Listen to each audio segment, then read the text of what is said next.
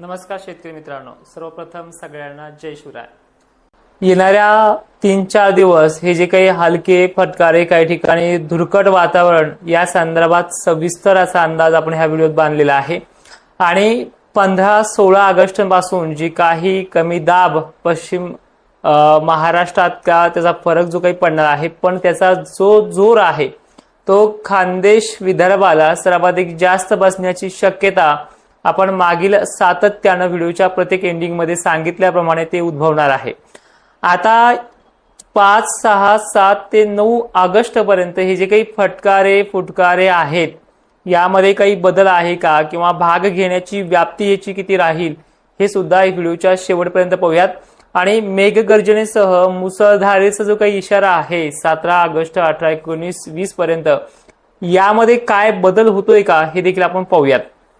ठीक आहे, सध्या तुमच्या फवारण्याची कामं मला वाटतं जवळपास महाराष्ट्रामध्ये 80% भागांची जोरात चालू आहे। खतांचं नियोजन, चांगली पुरेशी ओल या सगळ्याचा अभाव पाहता तुमचे शेतीचे काम आणि पीक सुद्धा नंबर 1 ला आहेत।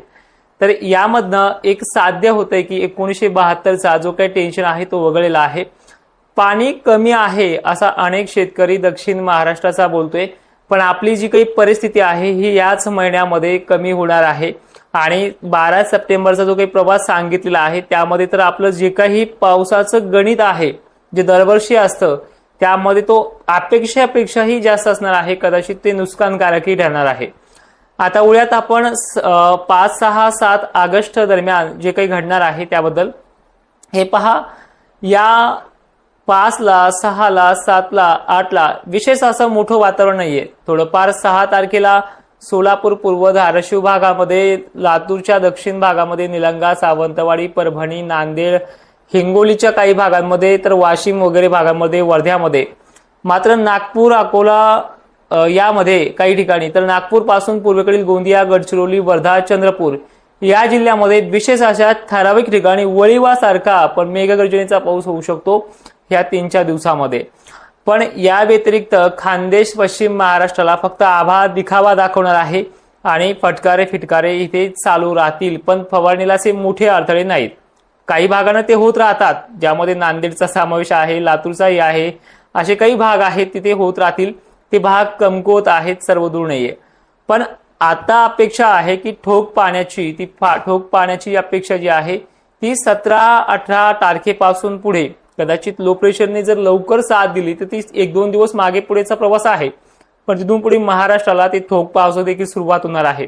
आणि विशेषतः ही माहिती तुम्ही इतरही शेतकऱ्यांपर्यंत पोहोचण्याचं काम करा। 2 वर्षापासून या चॅनलवरती काम करतोय, तर ह्या चॅनलचे 100K सबस्क्रायबर पूर्ण करण्याचे मी आज वैयक्तिक तुम्हाला बोलतो आहे, ते आपल्याला करायचे आहेत।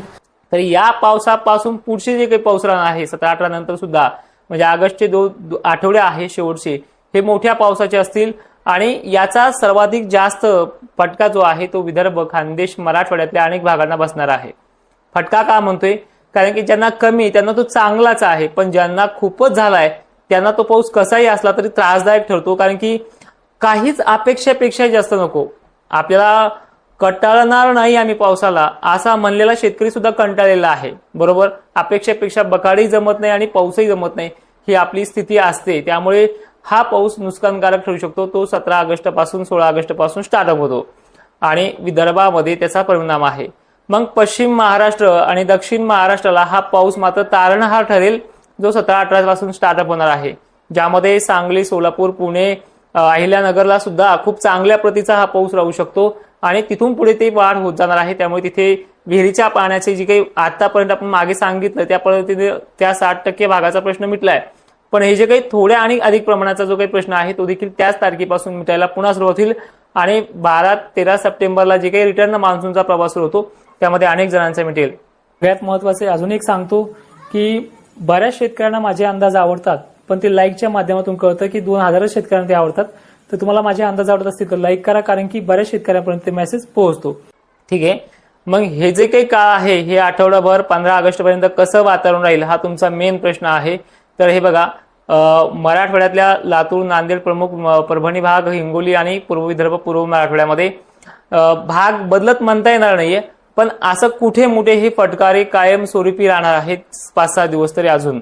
आणि याच्यामध्ये वातावरण आता धुरकट झालंय, त्यामुळे डेव्हलपमेंट जे आहे पावसाचं हे फक्त आभाळ आल्यासारखं दिसेल पण कामच करता येईल, कारण की आभाळामध्ये धुरकटपणा, धुईसारखा धुरकटपणा, त्यानंतर आभाळ आलं की विरघळण्याची ताकद आहे ह्या धुरकटपणामध्ये, तर ते तुम्हाला पाहायला मिळेल. आभाळ दिसेल पण त्यामध्ये फारसे काही तुळे पडणार नाही असे आहेत.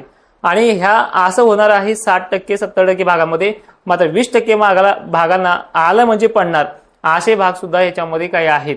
तर हे निव्वळ गावं नाही सांगता येणार, पण ही घडणारी कंडिशन लातूरमध्ये आहे, नांदेडमध्ये आहे, वगैरे भागामध्ये आहे. तर हे लक्षात आलं तुमच्या. आणि ऑगस्ट पण लक्षात आलं असेल, पण तरी 1 मिनिटात सांगतोच की विदर्भ आणि खानदेश, पूर्व मराठवाडा, परत ते पश्चिम महाराष्ट्राचे भाग, पुढचा चांगला टप्पा आहे तो 17-18 पासून स्टार्ट होतोय. मग याच्याही पुढे जे वारे आहेत जे आता आपल्याला कमी झाल्यासारखे पाहायला मिळतात, विदर्भातही बरे कमी झाले, जे आपण पश्चिमी वारे म्हणतो, हा जो ऑगस्ट महिना आहे या ऑगस्ट महिन्यामध्ये हे वारे हळूहळू आता 15 तारीख झाली की ते कमी व्हायला सुरुवात होतील, काही ठिकाणी वाढतील सुद्धा. पण ते वाढलेले वारे फक्त अहिल्यानगर, नाशिक क्षेत्र, कोल्हापूर, सांगली, सोलापूर, बीड जिल्ह्यातला पश्चिमी भाग, म्हणजे पश्चिम वारे पश्चिम महाराष्ट्रासाठीच ते वाढतील. बाकी मराठवाड्यासाठी, विदर्भासाठी ते भरभर वाहणारे वारे बरेचसे दिवसापासून कमी झालेले आहेत.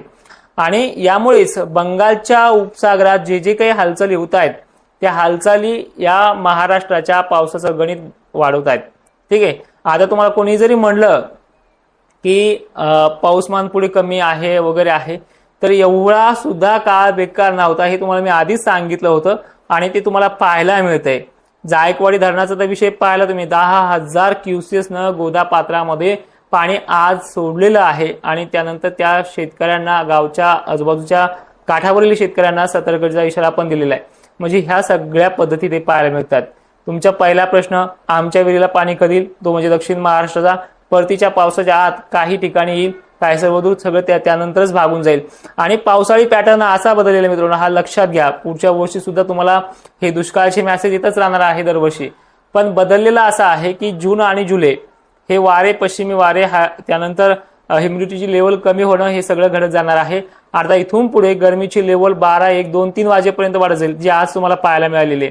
साप निघणं, गरमीच्या लेवलमुळे सरपटणारे प्राणी निघणं, हे घडत जाणार आहे महाराष्ट्रात इथून पुढे. आणि ह्या गरमाटीमध्येच पुढे जे लो प्रेशर बनणार आहे त्याच्या पाण्याच्या थेंबाची जाडी सुद्धा मोठी राहणार आहे. हे सगळं चित्र असंच असणार आहे. त्यामुळे परतीचा पाऊसही ठीकठाक आहे.